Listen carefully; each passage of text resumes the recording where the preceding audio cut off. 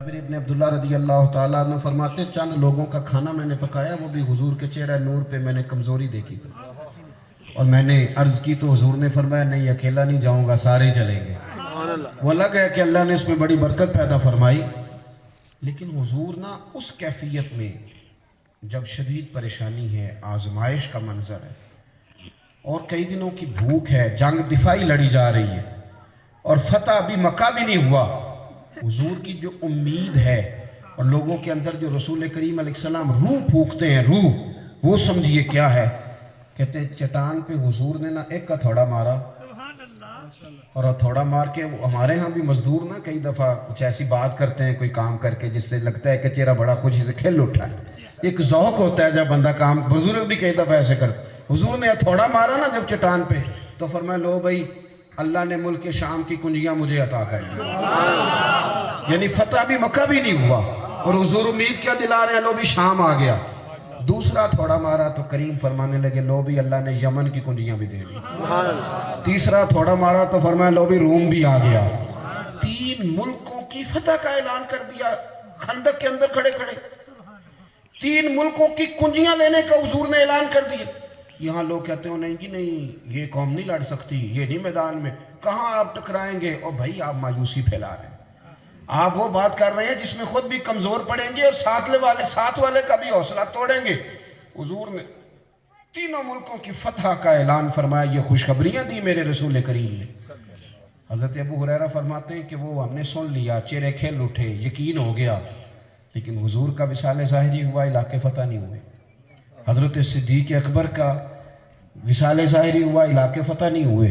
حضرت عمر کا دور آیا، یمن کی بھی کنجیاں آ گئی، شام کی بھی آ گئی، روم کی بھی آ گئی۔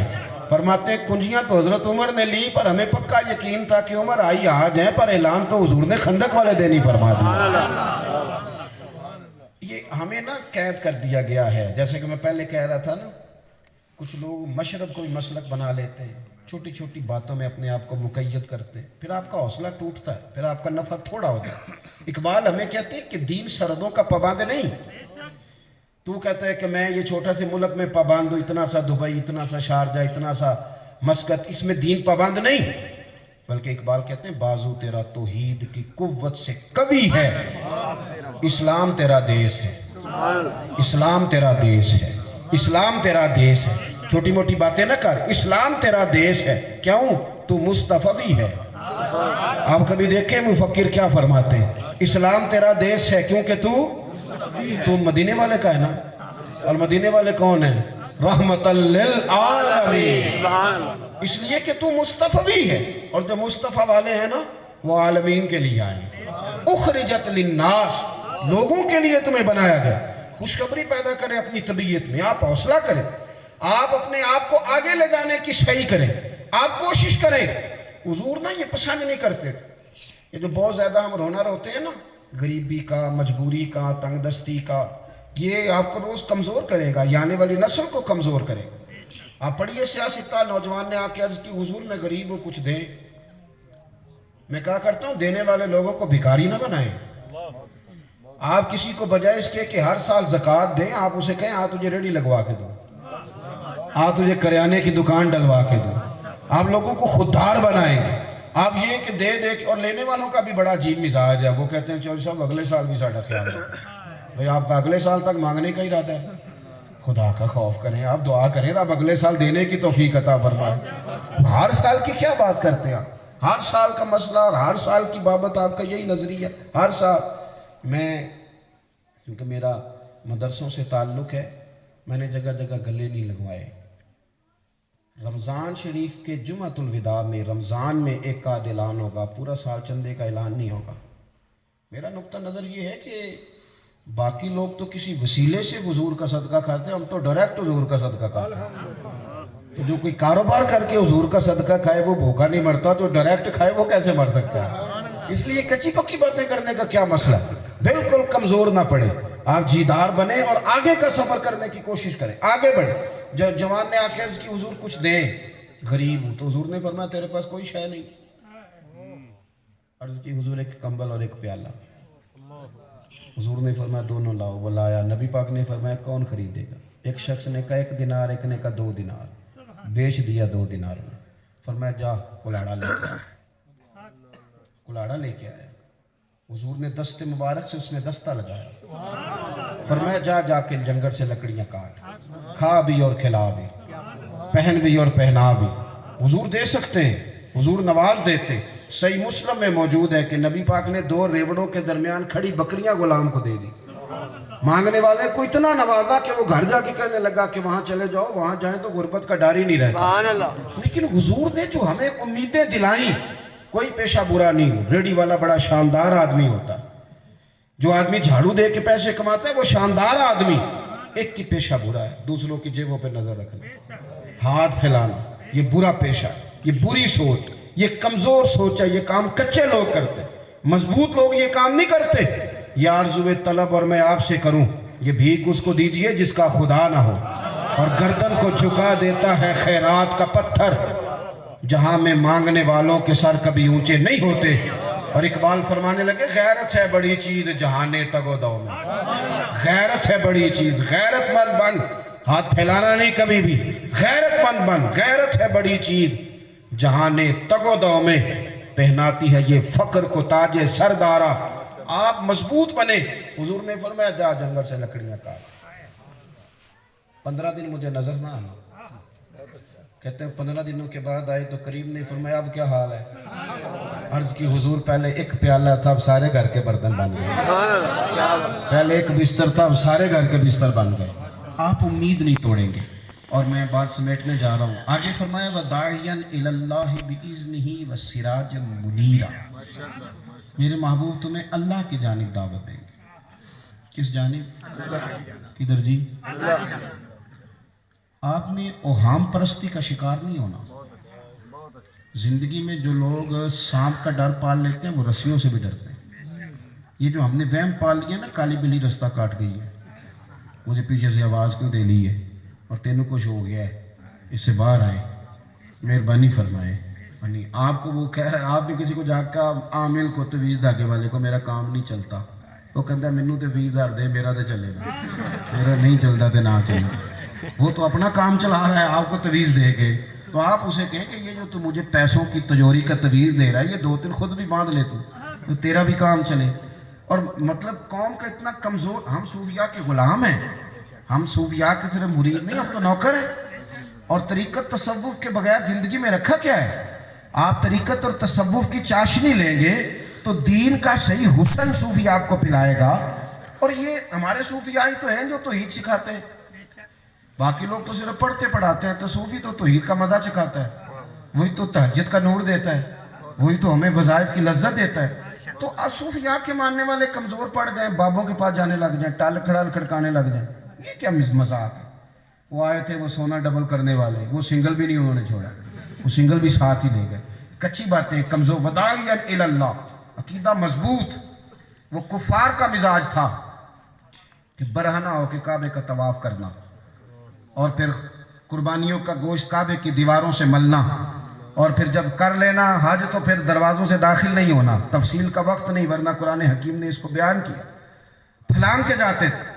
یہ توہمات، اوہام پرستی، وہم کا شکار ہونا، کمزور باتیں کرنا۔ ایک بابا کہہ گیا تھا کہ تیرا کام یہ، یا آپ یہاں رکیں گے؟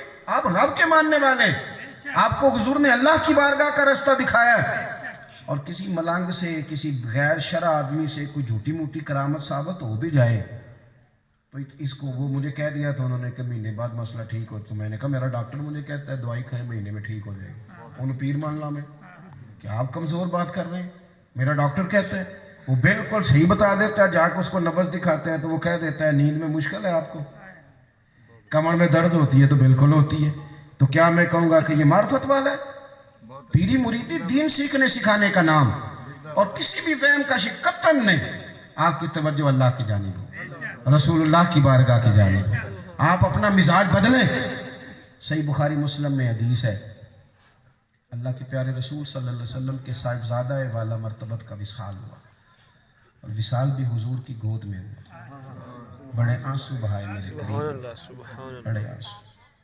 حضرت انس بن مالک رضی اللہ عنہ فرماتے ہیں، لوگوں نے پوچھا حضور آپ بھی روتے ہیں؟ فرمایا انس میرا بیٹا گیا یار، محبت کی علامت ہے آنسو آ گئے، ورنہ میرے دل اور زبان پہ وہی ہے جس سے میرا رب راضی ہے۔ اتفاق کی بات، جس دن حضور کے صاحبزادے کا وصال ہوا اسی دن سورج کو گرہن بھی ہو گیا۔ کچھ لوگوں نے بات جوڑ دی، کہا آج حضور کے صاحبزادے کا وصال ہوا ہے تو سورج گرہن بھی ہو گیا، سورج بھی دکھ منا رہا ہے، حضور غمزدہ ہیں، کیفیات اور ہیں، پر لوگوں کا عقیدہ بچانا اتنا ضروری کام ہے کہ فرمایا بلاؤ سب کو مسجد میں۔ لوگ مسجد میں جمع ہوئے اور لوگ کہتے ہیں پریشان تھے کہ آج تو حضور تکلیف میں ہے بازار، تو آج تو کوئی نیا مشورہ بھی نہیں ہوگا، جہاد کی کوئی تیاری اور اس موقع پر۔ لیکن حضور نے او میرے بھائیو سنو، ہم نے لوگوں کو کمزور کر دیا ہے، لوگ وہ ہر چیز مان جاتے ہیں، ان کا سجن انہیں کہہ دینا فکر نہ کرنا، میں تیرے ساتھ ہوں تو سکون سے سوتے ہیں، لیکن اگر ان کا رب کہے کہ بندے میں تیرا مالک ہوں، کیوں؟ اس لیے کہ وہ جو یقین کی کمزوری ہے، اقبال کہتے ہیں سنو تہذیب حاضر کے گرفتار، غلامی سے بدتر ہے تیری یہ بے یقینی، تو کمزور پڑ گیا ہے، کس طرح کا تیرا رویہ ہے؟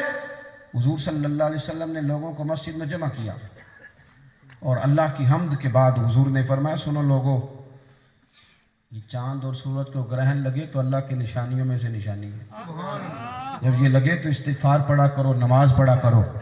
کیا میرے محبوب کا درد ہے۔ حضور فرمانے لگے کسی شخص کے دنیا سے جانے کے ساتھ سورج گرہن کا کوئی تعلق نہیں ہے، اس کے ساتھ کوئی تعلق۔ یہ تم نے کہاں بات جوڑ لی؟ خدا را اپنے نظریات کو مضبوط کریں، فکری طور پر اپنے آپ کو آپ مضبوط کریں۔ آپ حضور صلی اللہ علیہ وسلم آرام فرماتے، صحابہ بھی دور دور تھے سارے۔ غوث بن حارث نام کا ایک شخص آ گیا، حضور کی تلوار لٹک رہی تھی درخت کی ٹہنی کے ساتھ، اس نے آ کے تلوار اٹھا لی، دور دور ہیں سارے لوگ، حضور آرام اطمینان سے لیٹے ہوئے۔ اللہ کے پیارے رسول صلی اللہ تعالیٰ علیہ وسلم نے تلوار اس نے جب اتار لی تو کہنے لگا، حضور نے آنکھیں کھولی تو کہنے لگا اے محمد صلی اللہ علیہ وسلم، اب آپ کو میری تلوار سے کون بچائے گا؟ آپ نے میری بات کو سمجھنا ہے، اس منظر کو آپ نے سامنے رکھنا ہے کہ ایک انسان اکیلا زمین پہ آرام فرمائے، قریب ظاہری طور پر کوئی شخص موجود نہیں، تلوار سامنے والے کے ہاتھ میں، کون بچائے گا؟ تو یہ عقیدہ ہے، اس کو آپ دل میں جگہ دیں۔ پھر کوئی بندہ، آپ کہتے ہیں وہ سارے رشتہ دار مخالف ہو گئے تو ہو جائیں، سارا علاقہ میرے خلاف ہوگا تو ہو جائے بھائی، رب رسول نہیں مخالف ہونے چاہیے، وہ بھی ناراض ہونے چاہیے، وہ نہ۔ اور حضرت عبداللہ ابن عباس کی حدیث ہے، آپ نے روایت کیا، خدا را اسے یاد کر لینا جوانوں، اسے یاد کر لینا، اگر یاد ہو گئی تو آج رات نیند سکون کی آئے گی۔ میرے نبی پاک علیہ السلام نے فرمایا لوگوں سنو، ساری دنیا مل کے تمہارا کچھ بگاڑنا چاہے تو بگاڑ نہیں سکتے جب تک میرے رب کی مشیت نہ ہو۔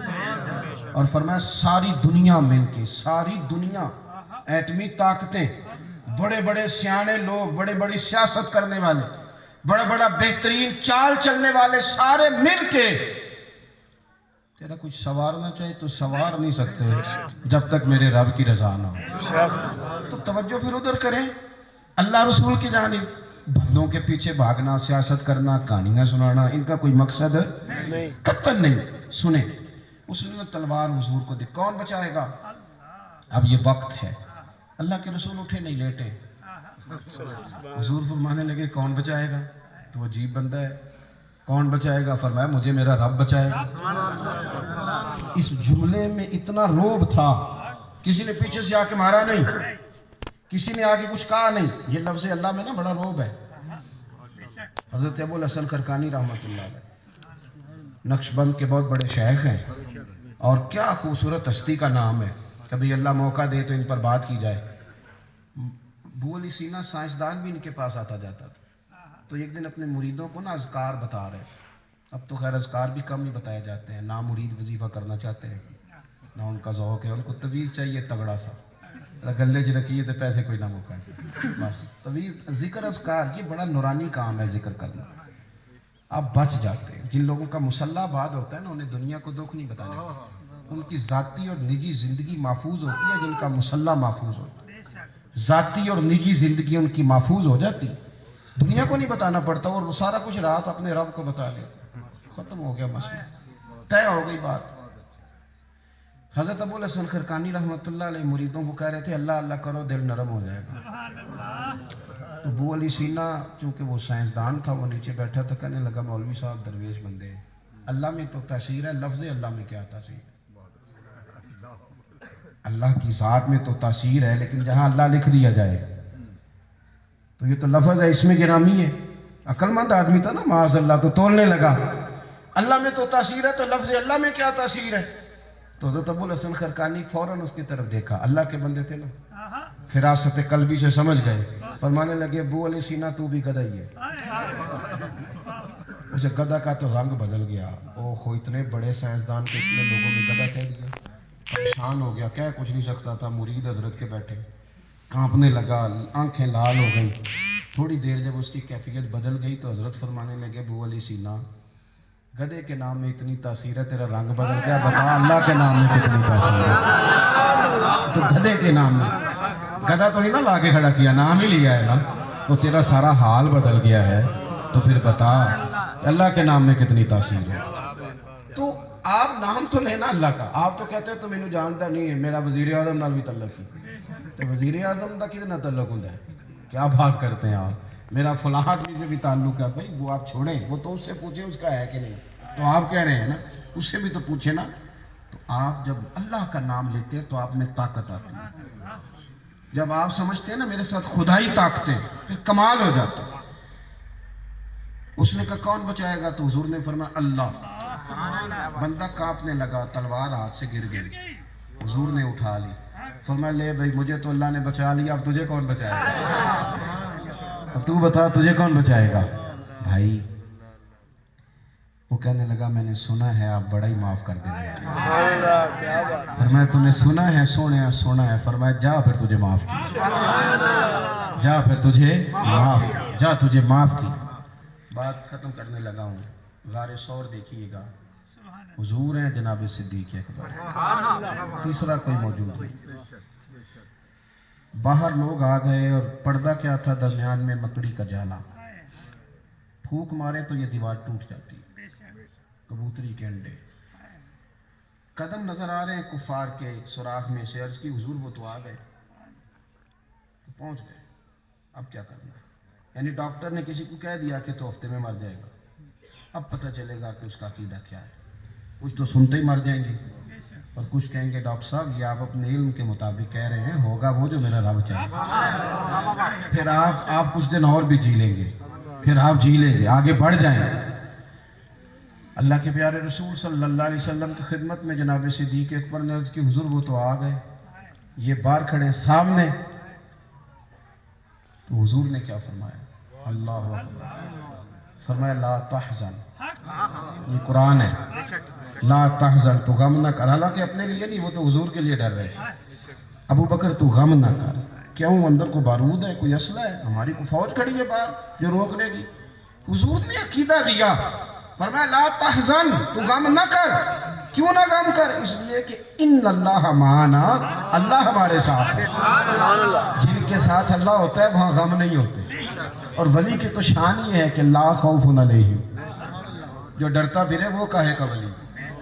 لا خوف علیہم ولا هم یحزنون, نہ غمگین ہے نہ خوف میں مبتلا ہے. تو دو باتیں اپنی زندگی میں کبھی نہیں بھولنی, یہ ہمیں حضور نے خیرات دی. ایک تو امیدیں لمبی لیکن اللہ سے, بندوں سے نہیں. آپ بڑا کام کرنے کی امید بنائیں کہ میں نے انقلاب برپا کرنا ہے, میں نے سینکڑوں لوگ پڑھا دینے ہیں انشاءاللہ, میں نے لاکھوں بندوں کو اللہ رسول کی بارگاہ تک پہنچا دینا ہے. آپ بڑی دین کے لیے بڑی سوچ, دولت کے لیے بڑی سوچ نہیں, دین کے لیے. اور امید رکھیں اور دوسروں کو بھی امید دلائیں. اور دوسری بات جو عرض کی وہ یہ کہ وہم کا شکار نہ ہو, توجہ اللہ رسول کی جانب کریں. جب بندے کی اللہ مدد کرتا ہے تو پھر بڑے بندوں کی مدد کی ویسے ہی ضرورت نہیں رہتی. اللہ تعالیٰ آپ سب کو شاد و آباد فرمائے. آخر دعوانا الحمدللہ.